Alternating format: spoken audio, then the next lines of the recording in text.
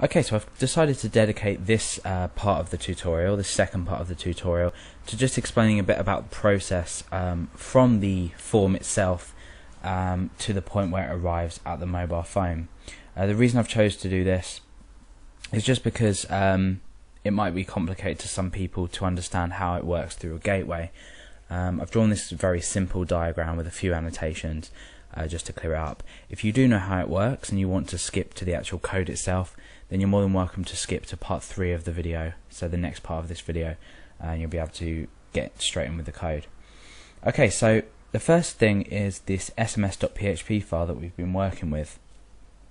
And the first thing that happens is when we click the submit button on that page, it submits the post variables through the form, and that submits back.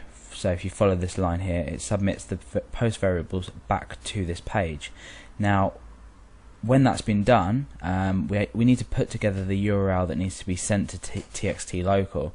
Remember the variables that I mentioned earlier that need to be sent, like the username, the password, the message, etc.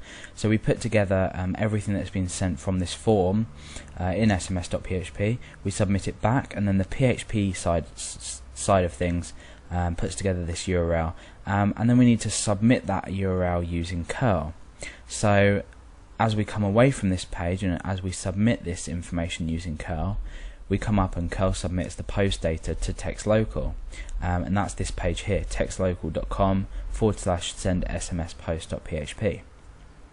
So we've submitted the number, the sender and the message, which are then put into a URL, which is then submitted securely through curl to this URL here. Okay, that's this step here.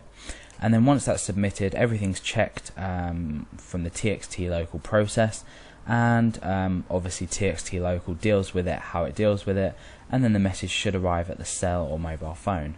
So that's basically the process that happens from the sms.php to this page here, and then arriving at the cell phone or the mobile phone.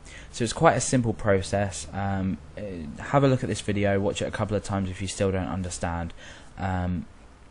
But in the third part of the tutorial, I'll just be coding straight up how we can use curl to send this URL that we're creating. So that's about it. I hope you understood this, and I'll see you in the next part of the tutorial.